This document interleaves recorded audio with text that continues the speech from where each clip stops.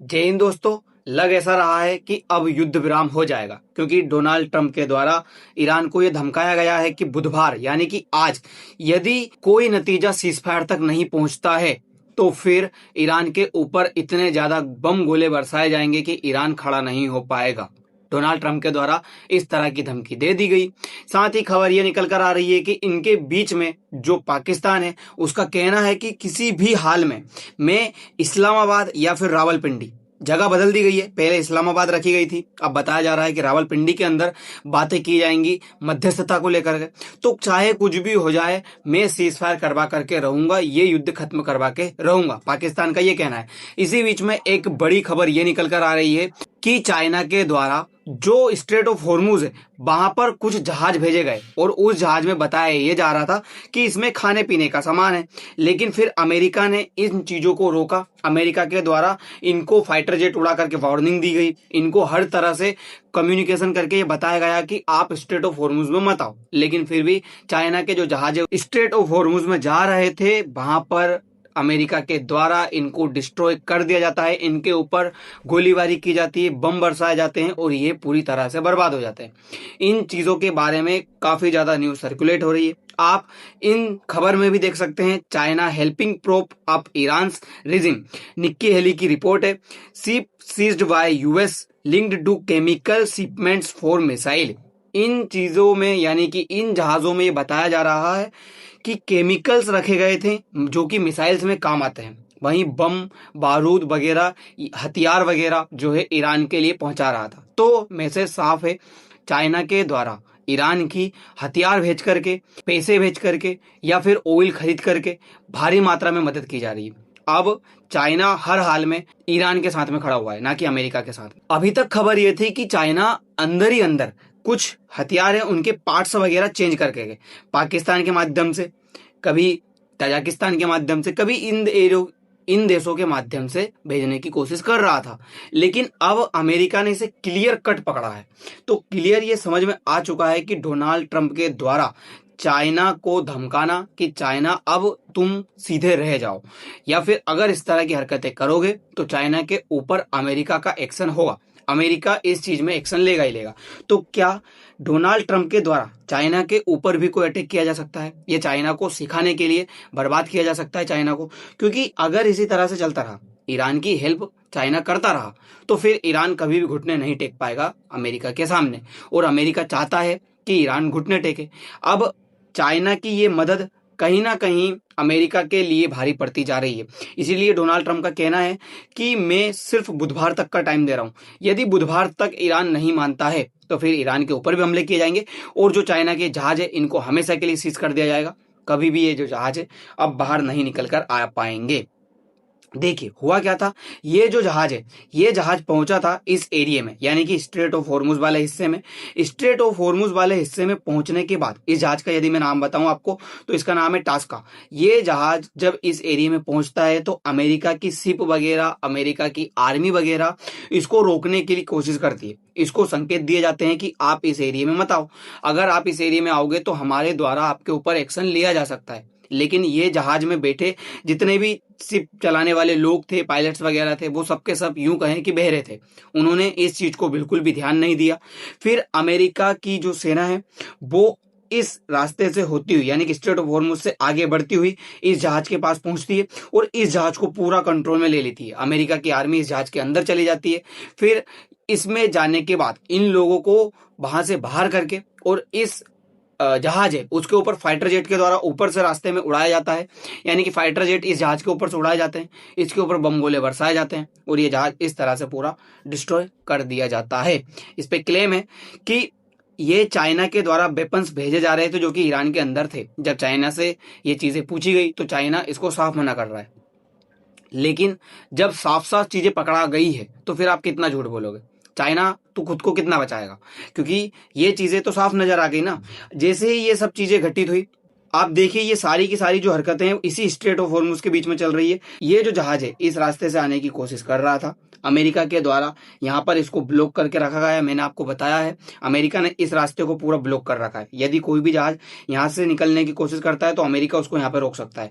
तो अमेरिका के ship, naval ship वगैरह है जो यहाँ पे लगे हुए थे, तो ये जहाज जैसे ही इस स्ट्रेट ऑफ हॉर्मुज से यहाँ आने की कोशिश करा, इसको अमेरिका के द्वारा डिस्ट्रॉय कर दिया गया इसी रास्ते में।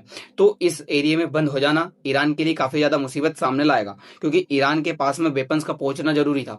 ईरान के पास में वेपन्स जो है अब खत्म होने लगे हैं। ईरान कब तक अपना जो खुद की जिम्मेदारी है इस युद्ध की वो कैसे अकेले उठाएगा, इसीलिए अब ईरान के पास में वेपन्स का पहुंचना बहुत जरूरी है। और ये वेपन्स नहीं पहुंच पा रहे हैं तो ईरान कहीं ना कहीं डिस्ट्रॉय हो जाएगा, ईरान का बर्बाद होना तय है। अगर ये किसी न किसी तरह से, जो मैंने आपको बताया कि मिसाइल वगैरह भेजता है चाइना, तो वो उसके पार्ट्स वगैरह अलग कर करके भेजता है। पहले कहीं पाकिस्तान के अंदर एक पार्ट्स भेज देगा, फिर दूसरा पार्ट्स भेज देगा, फिर तीसरा पार्ट्स भेज देगा। इस तरह के पार्ट्स भेज करके पाकिस्तान के जरिए उसको ईरान में पहुंचाता है। लेकिन अगर ऐसा नहीं हुआ तो इस पाकिस्तान के जरिए भी पहुंचाना बहुत मुश्किल हो जाएगा, क्योंकि अब अमेरिका की सेना समझ चुकी है कि चाइना के द्वारा इसकी हेल्प की जा रही है। जैसा ही चाइना के इस जहाज के ऊपर अटैक किया गया, ईरान के द्वारा प्रतिक्रिया आना शुरू हुई। ईरान इसमें आग बबूला हुआ और ईरान का कहना था कि अमेरिका ने जो भी किया है ये सीजफायर का उल्लंघन है। अमेरिका के द्वारा सीजफायर का उल्लंघन कर दिया गया है, ये बम गोले बरसा करके, और हम इस चीज को कतई बर्दाश्त नहीं करेंगे। हम अमेरिका के ऊपर भारी हमला करने को तैयार है और अमेरिका को इसका पूरा जवाब दिया जाएगा। अगर ईरान इतना ही तुम खुद को अच्छा कह रहे हो, तुम सीजफायर का उल्लंघन नहीं कर रहे हो, तो फिर ये सब क्या था? ये सब तुमने क्या किया? इसको सीजफायर का उल्लंघन नहीं कहा जाएगा। तुमने इंडिया के 2 ऑयल टैंकर्स के ऊपर हमला किया और जैसे ही फिर भारत ने तुमको ये बताया कि तुमने हमारे जहाज के ऊपर हमला किया, तो तुम तुरंत हमारे राजदूत से, हमारे जो विदेश सचिव उनसे मिलते हो और कहते हो कि हमसे गलती हो गई, आगे से ऐसा नहीं होगा। भारत और ईरान के रिश्ते बहुत मजबूत है। तुमको ये समझ में आ गई कि जो व्यक्ति हमें खाने को दे रहा है हम उसी को मार रहे हैं। भारत ने तुम्हारी इतनी हेल्प की, खाने को चीजें मिली, तुम्हें हर चीजें तुम्हारी सिक्योरिटी में तुम्हारी तरफ ये बोला, कभी ऐसा नहीं बोला कि ईरान को खत्म कर दिया जाए। हम तो यही कह रहे थे कि पीस और डिप्लोमेसी से जो युद्ध है उसको शांत करवाया जाए, लेकिन तुमको शायद ये चीजें मंजूर नहीं। तुमने सीजफायर का उल्लंघन किया है। सीजफायर का उल्लंघन तुमको पता चला, क्योंकि यदि तुम अगर गलती से होता तो इतने दिन से चाइना के जो जहाज आ रहे हैं, एक भी जहाज के ऊपर तुम्हारे द्वारा हमला क्यों नहीं किया गया? सिर्फ भारत के जहाज के ऊपर ही क्यों हमला किया गया?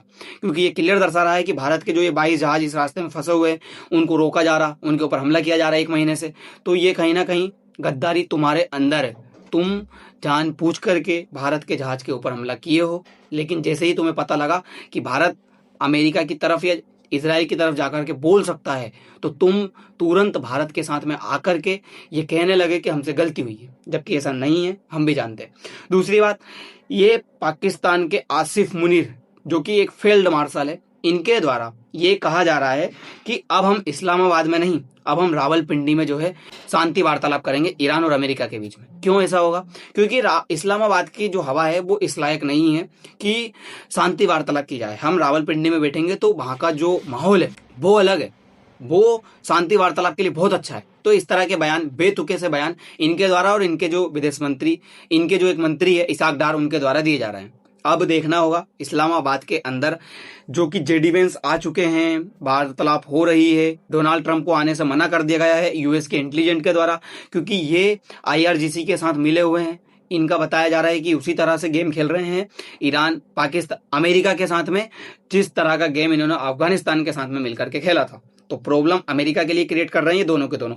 देखो, ये अमेरिका को खुश करने के लिए कुछ भी कर देंगे। अगर युद्ध विराम होता है तो इनको लोन मिल जाएगा, अगर युद्ध विराम नहीं होता है तो इनको पैसे दिए जाएंगे। कहां से? ईरान की तरफ से ऑयल वगैरह मिलने लगेगा अच्छे से।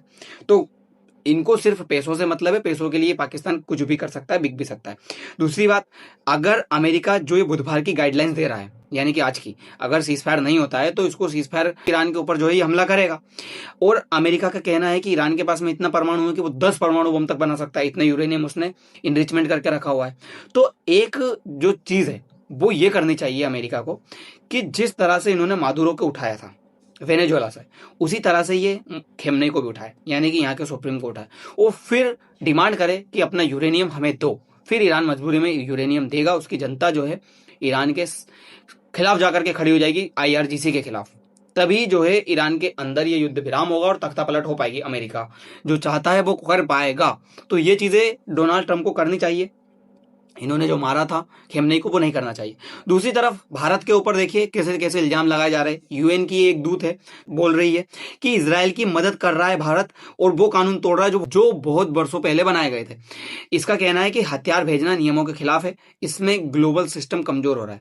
इसका ये साफ साफ कहना है भारत के द्वारा इसराइल को हथियार भेजे जा रहे हैं और हथियार भेजने से अंतरराष्ट्रीय व्यवस्था को कमजोर करने में योगदान दे रहा है, जिससे हमारे पूर्वजों ने बड़ी मेहनत से बनाया था। भारत इस तरह का काम कर रहा है इसराइल को हथियार दे करके, इनके द्वारा इस तरह की बातें की जा रही है, जबकि इनको कोई मतलब नहीं है कि चाइना कितनी हेल्प कर रहा है, अमेरिका कितनी हेल्प कर रहा है दूसरे देशों की जहां पे हथियार भेजे जा रहे हैं, लेकिन भारत की तरफ से ऐसा कुछ चीजें भेजी नहीं जा रही, फिर भी ये भारत के ऊपर इल्जाम लगा रहे हैं। इनका ये कहना है कि जब फरवरी के महीने में प्रधानमंत्री मोदी इसराइल गए थे तो उसके 2 दिन बाद ही इसराइल ने ईरान ने उसके ऊपर हमला किया था, तो कहीं ना कहीं इसराइल की हेल्प करने के लिए ही गए थे प्रधानमंत्री मोदी। इस तरह का इनका ये बयान है, बेतुका सा ये दिया गया है जिसका कोई मायना नहीं है। दोस्तों अब देखना ये होगा कि क्या चलता है ईरान और अमेरिका के बीच में, ईरान और अमेरिका का ये युद्ध कहाँ पे खत्म होता है, कितना और आगे ये बढ़ता है, ये सारी चीजें देखने वाली बातें होंगी। दोस्तों फिलहाल के लिए इतना ही, मिलते हैं अगली वीडियो में, धन्यवाद।